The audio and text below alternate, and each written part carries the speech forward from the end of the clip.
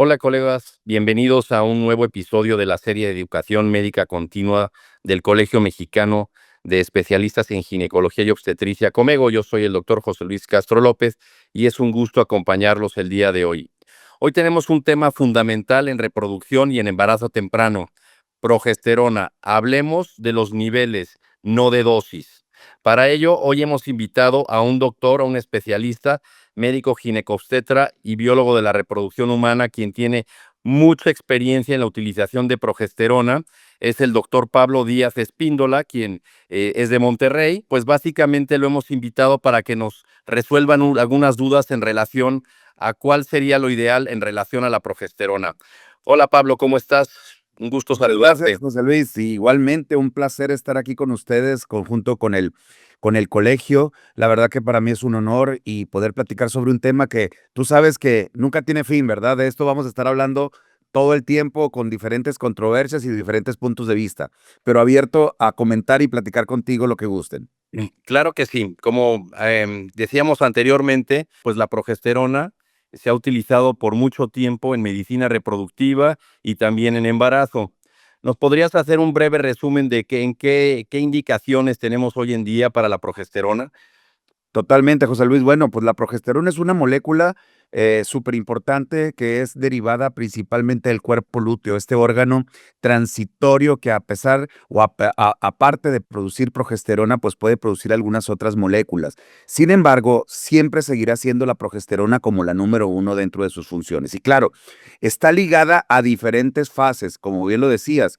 La progesterona la podemos utilizar como soporte de fase lútea en algún tratamiento de medicina reproductiva, pero también ha agarrado mucha fuerza en el tratamiento de amenaza de aborto y, por qué no, en pérdida gestacional recurrente.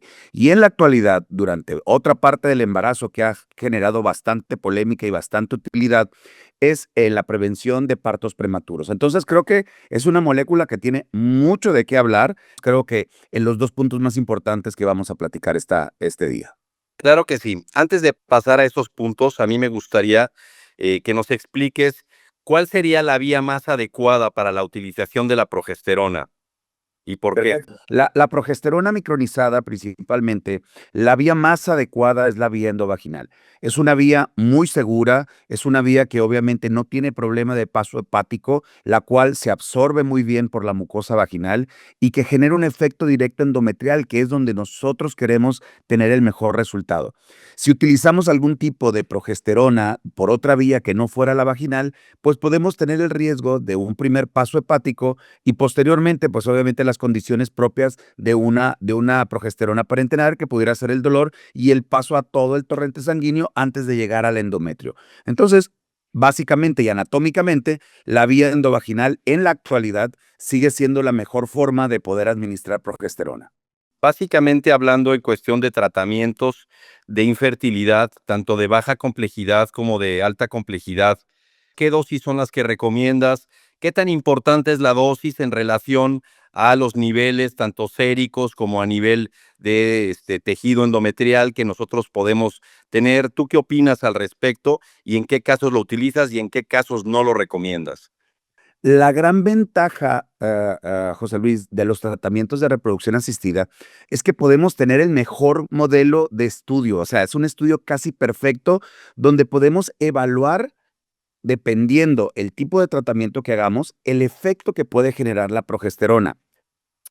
Sabemos que cuando hacemos un tratamiento de reproducción asistida y utilizamos principalmente agonistas o antagonistas de GnRH, utilizamos inductores de la ovulación, ya sea para baja o alta complejidad, podemos generar una alteración en el pico de LH y esto genera una disfunción del cuerpo lúteo, lo que estábamos platicando hace un momento. Y ante esto, pues hay que utilizar progesterona como soporte de fase lútea. Hay mucha evidencia de cuál es la mejor progesterona, sobre cómo es la vía de administración, la dosis. Hemos hablado de dosis, ¿por qué 200 dos veces al día? ¿Por qué 300? ¿Por qué 400? ¿Por qué 600? ¿Por qué 800? Y todavía puede existir mucha controversia para poder evaluar exactamente la dosis que nosotros necesitamos. Por eso, al momento de que vemos ahorita la evidencia, está bien claro que a nivel endovaginal, la dosis ideal puede ir entre 400 y 600 miligramos de progesterona, mínimo para poder lograr los objetivos que queremos. Y como valoramos, la mejor vía de administración es y será siempre la vía endovaginal para poder tener los resultados que queremos. Y esto es en trabajos internacionales. ¿Por qué es importante la dosis? Primero, porque tenemos que tener una guía de administración de progesterona vaginal. Podemos utilizar 200 cada 12 horas, podemos utilizar 200 cada 8 horas, podemos utilizar 400 cada 12 horas también para generar una dosis adecuada de 800 miligramos. Pero lo más importante, y es lo que ahorita está en polémica, está en duda, está en debate, vamos a llamarlo así, es que si estos valores pueden generar los niveles fisiológicos que necesitamos en sangre para que el embarazo pueda continuar. Y esto no es nada nuevo. Desde hace ya algunos años se ha propuesto que los mínimos niveles que debe tener una paciente para poder soportar un cuerpo lúteo adecuado debe de ser entre 10 y 15 nanogramos por mililitro. Entonces, cualquier paciente de reproducción asistida que pudiéramos medir los niveles y que estos estuvieran abajo de 10, pues definitivamente la suplementación hay que ajustarla, complementarla o, por qué no, intercalarla para que pueda lograr niveles que en la actualidad estamos hablando más que dosis. Y hablando básicamente de la vía de administración, ¿por qué supera la vía vaginal a la vía intramuscular, a la vía oral o alguna otra vía? La vía primaria vaginal es de primer contacto, es de primera vía. Pasa directamente el medicamento y la molécula se absorbe muy bien. La micronizada también a nivel de mucosa endovaginal, lo cual genera que el efecto Diana o nuestro objetivo Diana, que es el endometrio, rápidamente pueda tener unos niveles adecuados de esta misma molécula y que sufra todos los cambios que debe de tener, tanto específicos locales como procesos inmunológicos que permiten que la implantación se dé de una forma más efectiva y eficaz. Mientras que por vía intramuscular, pues claro, los niveles son muy buenos, son rápidos. Sin embargo, el efecto Diana que tiene a nivel uterino y endometrial tarda un poco más en llegar por la dilución que puede haber a nivel sanguíneo. Y por otro lado, la vía oral, pues obviamente tiene que pasar a través de una segunda etapa hepática, un metabolismo, y esto primero disminuye mucho la biodisponibilidad y segundo puede tener algunos efectos colaterales que creo que todas las pacientes no estarían muy de acuerdo en sufrirlos. ¿Tú la utilizas en baja complejidad, por ejemplo, en coito programado o en inseminación artificial? ¿Y a qué dosis la utilizas? Fíjate que la dosis en baja complejidad está muy controvertida, está muy controvertida. Sin embargo, claro que lo utilizo principalmente cuando hacemos inducción de ovulación. Está bien demostrado que en pacientes arriba de 35 años y en pacientes que tienen inducción de ovulación, vale la pena utilizar progesterona micronizada vaginal en la dosis entre 200 y 400 miligramos. Eso ayuda a mantener el soporte que puede generar propiamente el cuerpo lúteo natural de una ovulación inducida, pero con los efectos positivos cuando tenemos alguna deficiencia por edad o también por la propia estimulación. A pesar de no utilizar agonistas de GnRH, el cuerpo lúteo puede tener deficiencias por el solo hecho de la hiperestimulación ovárica. Hablabas hace ratito de su indicación en amenaza de aborto y en pérdida recurrente de la gestación. Hace algunos años, en el 2018, hubo algunos cambios en las guías de la ESRE en relación a la utilización de progesterona en este tipo de pacientes. Sin embargo, en el 2022 nuevamente se hizo una revisión y se volvió a incluir la progesterona dentro del manejo de las pacientes que tienen esta situación. También había algunos estudios como el PROMIS y que básicamente hablaban sobre algunos puntos donde no demostraban la eficiencia de la progesterona tanto en pérdida recurrente de la gestación como en lo que sería parto pretérmino. ¿Tú qué opinas al respecto? Fíjate, esta controversia, José Luis, ha sido, tú sabes que ha sido debatida ya de varios años. Tanto así que en las guías a veces no se ponen de acuerdo si se utiliza, si se recomienda, no se recomienda. Ahora, La evidencia lo que nos dice es que la progesterona no se debe de utilizar en forma generalizada y profiláctica. Claro, en tratamiento de amenaza de aborto, la progesterona sí o sí puede tener un efecto preventivo y obviamente terapéutico cuando utilizamos dosis precisamente terapéuticas. ¿Qué nos hemos encontrado en algunos trabajos? Que utilizamos dosis placebo, como que le damos 100 miligramos cada 24 horas, le damos 200 miligramos cada 24 horas y a veces no utilizamos la vía adecuada. Entonces, sí o sí, en amenaza de aborto, pudiéramos utilizar entre 200 y 400 miligramos al menos para poder lograr el objetivo que queremos. Bien lo decías, en pérdida gestacional recurrente, después de que tenemos dos pérdidas, ha habido mucha controversia si la progesterona tiene un efecto positivo. La evidencia nos indica que sí, que después de dos pérdidas, sí o sí, la progesterona debe de ser parte del arsenal en nuestras pacientes que están buscando un embarazo y que tienen antecedentes de al menos dos pérdidas o previos a este mismo. El PROMISE o el PROMISE, que fue uno de los trabajos que surgió por ahí del 2015, nos dejó muy tristes los resultados, ya que no demostró mejoría. Sin embargo, en el 2017, un trabajo del PRIMS, que también estuvo hecho por el Royal College en Inglaterra, demostró estadísticamente significativo que la progesterona en dosis de al menos de 600 a 800 miligramos vía endovaginal disminuía significativamente el riesgo de pérdida gestacional recurrente o el riesgo de embarazo y principalmente en las pacientes que tenían manchado, cólico o algún dato de amenaza de aborto bajo esas circunstancias. ¿Qué significa todo esto? Significa que sí o sí la progesterona en este tipo de pacientes pudiera tener un efecto positivo para prevenir el riesgo de aborto, pero sí o sí en las pacientes con pérdida gestacional recurrente es una herramienta que no debe faltar en nuestro protocolo. Y hablabas ahorita de amenaza de aborto. Tú sabes que estas pacientes a veces tienen sangrado. ¿Se puede utilizar también la vía vaginal en estas pacientes o habría que buscar otra vía? Fíjate que sí se puede utilizar. En cuestión de efecto, es muy bueno, porque acuérdate que como es el primer paso, es la forma más rápida de poder obtener los niveles. Sin embargo, y bajo la idiosincrasia de las pacientes, si tú le pides a veces que una paciente se coloque un producto viendo vaginal y está sangrando, ellas pueden tener alguna ah, renuencia a utilizarlo. Sin embargo, hay que explicarles que no pasa nada, que no generamos ningún efecto negativo y que pudiéramos tener beneficio. Si esto genera más flujo, más sangrado, la paciente está muy inquieta, pues obviamente podemos hacer combinaciones que creo que pudieran también tener un efecto bastante positivo. Somos de los países beneficiados en tener progesterona de 400 miligramos en cuestión de los esquemas de 2 veces al día en las pacientes.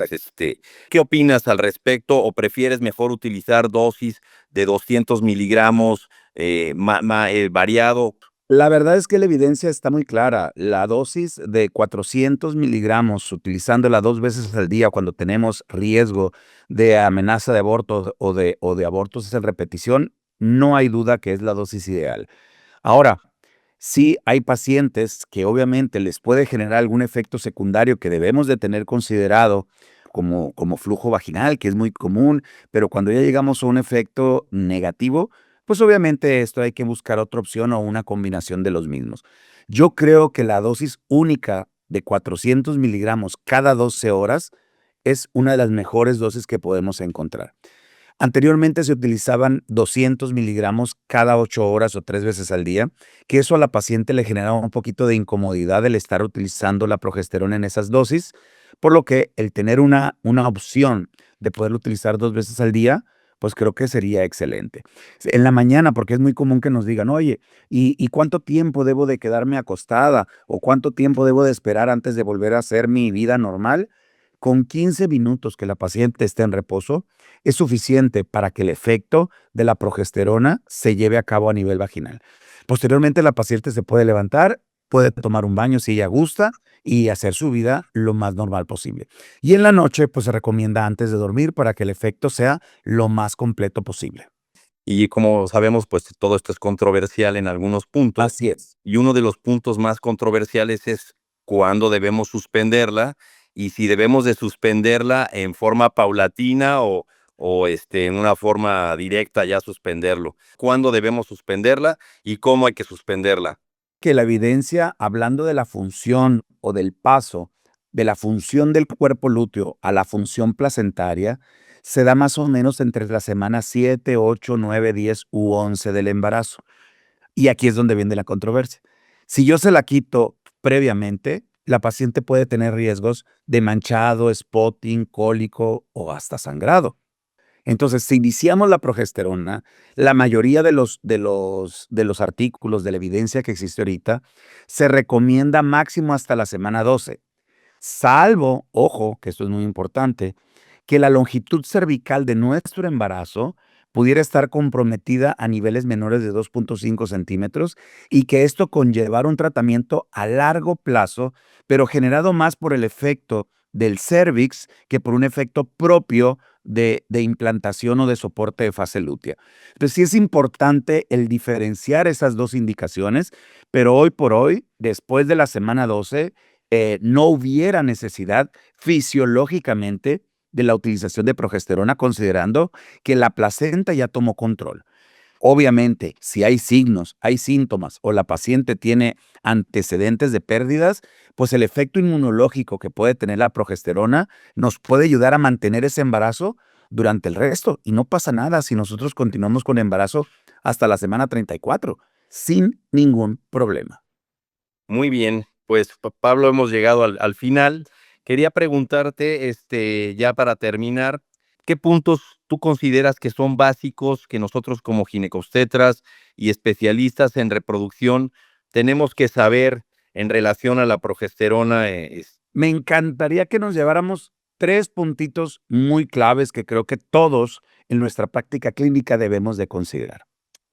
Número 1 es la confianza de la evidencia que existe en este momento. O sea, las dosis que estamos manejando de 400 miligramos, de 200 miligramos en reproducción asistida, son la dosis que debemos de manejar.